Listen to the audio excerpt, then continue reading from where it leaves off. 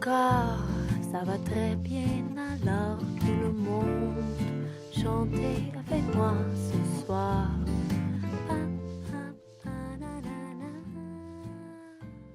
Très bien encore. Nous sommes en troisième partie de cette émission des comptes à rendre du 4 décembre 2011. C'est Marc-André Lavoie sur 102.3 FM, donc Radio Centre-Ville. Et nous avons donc Jennifer Barker et la chronique du Conseil. Je laisse donc l'antenne à Jennifer et sa joyeuse bande. Merci Marc-André. Bonjour tout le monde. Cette semaine avec nous, on a encore la capsule Discover Mag, la capsule Media Miladies et comme invité spécial, Katou Lemire. Et bien sûr, quelques petits événements ici et là. Et comme pour musique pour vous, cette semaine, Mark T et Greta's Hits. Donc, commençons aujourd'hui avec les Discover. Donc, bonjour les gars. Allô? Salut. Bonjour. Ça va bien? Très bien, très bien. Oui, ça va, merci. Vous nous amenez quoi cette semaine? Cette semaine, on a des surprises, comme on vous avait parlé la dernière fois. On voulait commencer par parler d'Exposine. Exposine qui a eu lieu la fin de semaine passée au sol d'église, coin Saint-Joseph et Saint-Laurent, l'église Enfant Jésus. Alors, on veut remercier tous ceux qui sont passés, qui ont porté un intérêt pour des covers. Il y a eu plein de monde qui ont passé. Ça a été un bel événement. On a eu beaucoup de plaisir, des belles rencontres, puis c'est ça. Ça a été ça notre fin de semaine, notre week-end dernier. Exposine qui est maintenant dans sa 10e édition. C'est une initiative de Louis Rastelli qui est aussi derrière les vieilles machines de cigarettes qui distribuent des petits fanzines, en fait, les distributos, comme ça s'appelle.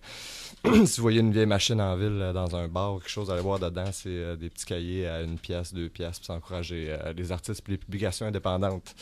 Fait qu'on vous invite aussi à aller voir Exposine l'an prochain, dans sa 11e édition. C'est le plus gros événement de fanzine en Amérique du Nord, en fait. Fait que c'est pas mal huge. Cette semaine, on vous a apporté l'artiste qui est en couverture du numéro 14. Il s'appelle Richard Morin. Salut Richard.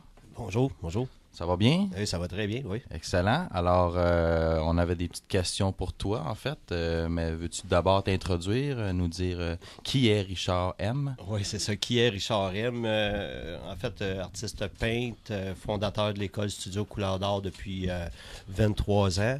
Et puis, c'est ça, je roule ma bosse en or au niveau de la peinture. Ça fait peut-être une trentaine d'années, mais je dirais plus sérieusement, peut-être depuis 15 ans à peu près, je suis représenté par la Galerie Richelieu à Montréal. Et puis, c'est ça. En fait, mon style de peinture a évolué beaucoup à travers les années. Initialement, c'était de la peinture un petit peu plus figurative. Et puis, tranquillement, ça a évolué vers l'abstraction. Et puis maintenant, c'est un petit peu un mix des deux, en fait.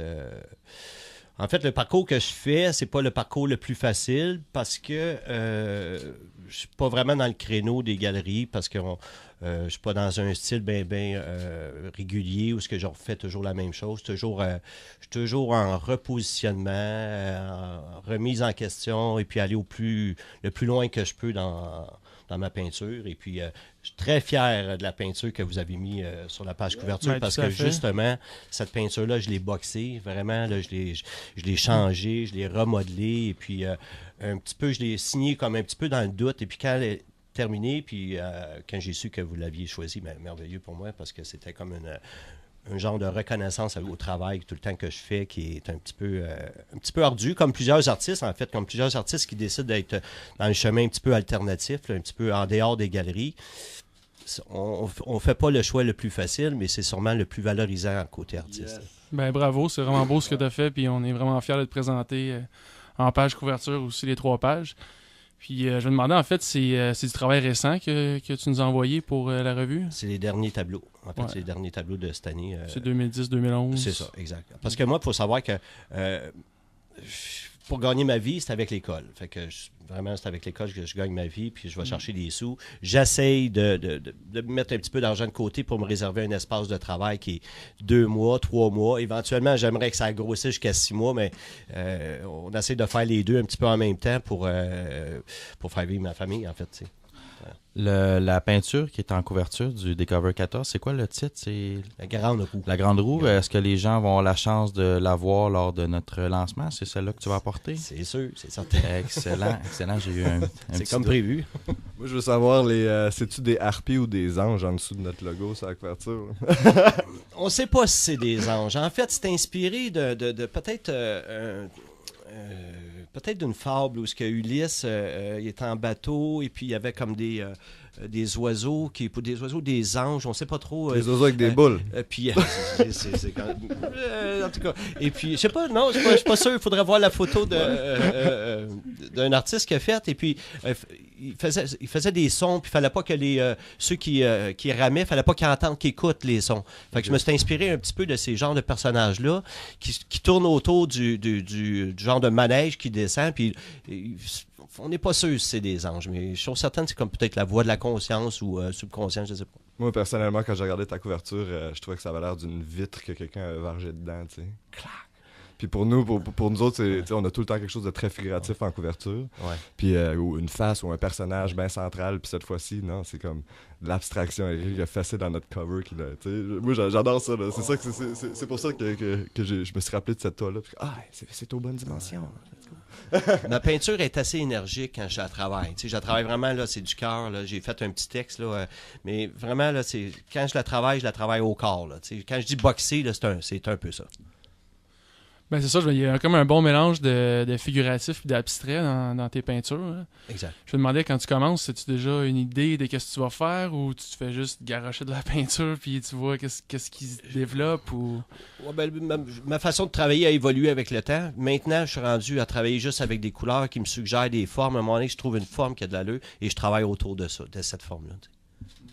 Cool. Donc, on invite tout le monde à venir voir la toile en live à notre lancement le 16 décembre. Puis aussi, aller voir l'école de Richard Couleur d'Or sur le web, couleurdor.com. Puis c'est un studio qui est sur Rachel, bien intéressant, bien du bon monde. Ben, c'est ça aussi. Il y a la toile, mais si vous voulez rencontrer l'homme aussi, il va être présent.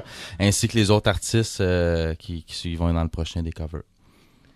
Donc, il y avait aussi un expo qui vient d'avoir lieu hier, hein, c'est ça?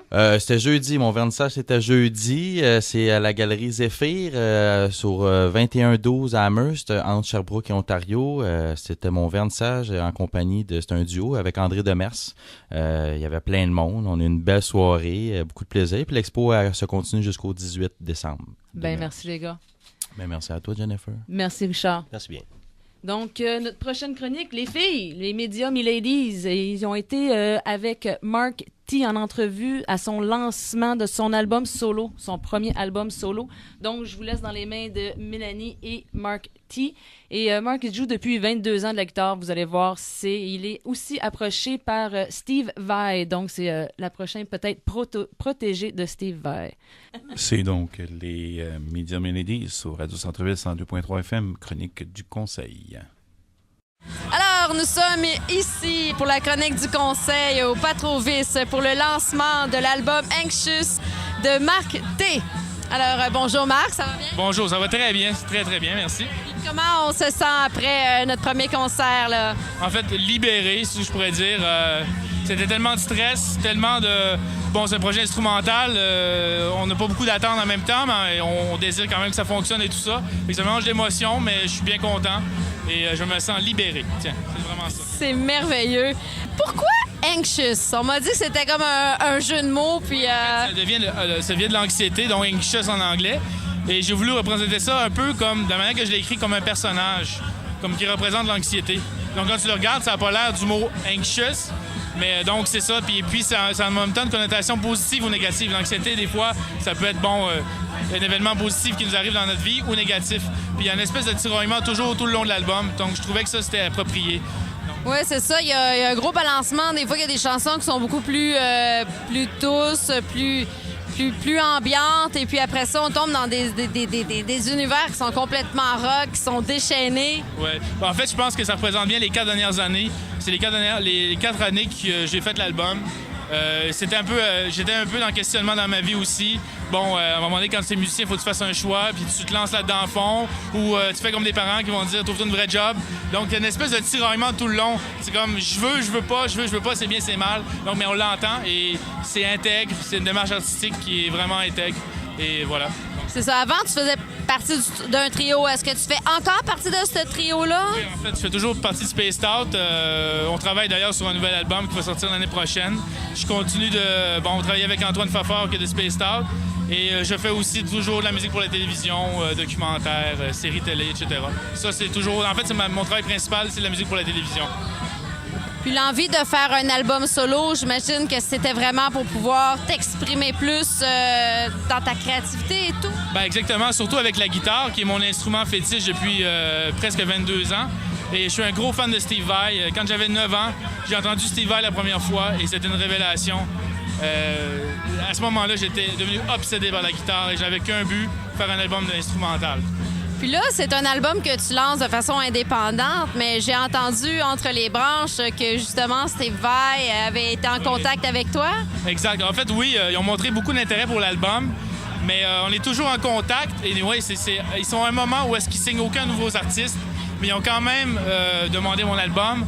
On est en contact avec eux. On ne sait pas qu'est-ce qui va se passer dans le futur, mais pour l'instant, je vais distribuer quand même à partir de, je crois, janvier ou février avec Outside Music au Canada et Unicorn Records à travers le monde. Donc, pour le premier album, ça va déjà distribuer partout dans le monde. Ouais. Parce qu'avec le trio, il y avait aussi une grande couverture mondiale. Là. Vous êtes connus un peu partout. En fait, c'était ce qui m'a donné une notoriété, on va dire, dans le monde musical à travers le monde. On a parlé, nous, en Russie, au Japon, au Portugal, la France, les États-Unis. On a joué dans des gros festivals. Et c'est ce qui m'a donné, on va dire, l'espèce de... non, dans le fond, c'est ça, on dit l'espèce de crédibilité en tant que musicien. Et souvent, moi, je me disais quand j'étais jeune, j'ai dit que c'est bien d'être en compétition avec les guitaristes autour de nous et tout ça. Mais moi, premièrement, j'aime pas vraiment les compétitions, mais je voulais, moi, en fait, faire partie de cette gang-là. Souvent, surtout au Québec, on a souvent tendance à se dire on ne fait pas partie de cette gang-là, ou à se dire on est des petits Québécois. Non, il faut pas faire ça. Puis il faut voir grand, il faut viser haut. Et c'est ce que j'essaie de faire avec mon album. Il y a des gens qui m'ont découragé, qui ont essayé de me décourager, puis ils ont souvent ri en fait, des objectifs que j'avais en tête. Mais maintenant, je suis en train de leur prouver le contraire. Puis dans 5 ans, tu te vois où? Exactement, dans 5 ans, quand je vais aller chercher mon trophée. Et il faut qu'il y ait une catégorie rock instrumental, par contre, à la disque. Qu'est-ce qu'il y en est du rock progressif au Québec? En fait, le rock progressif a une connotation très négative. Ce que j'ai remarqué quand on dit ça à des gens qui ont pas, mettons, qui ont 30 ans et moins, ils pensent à Genesis ou des vieux groupes des années 70. Moi, je considère pas ce que je fais en ce moment comme du progressif. Parce que j'ai des tunes quand même de 2 minutes et demie, 3 minutes, qui est quand même pas très progressif. On passe rarement de...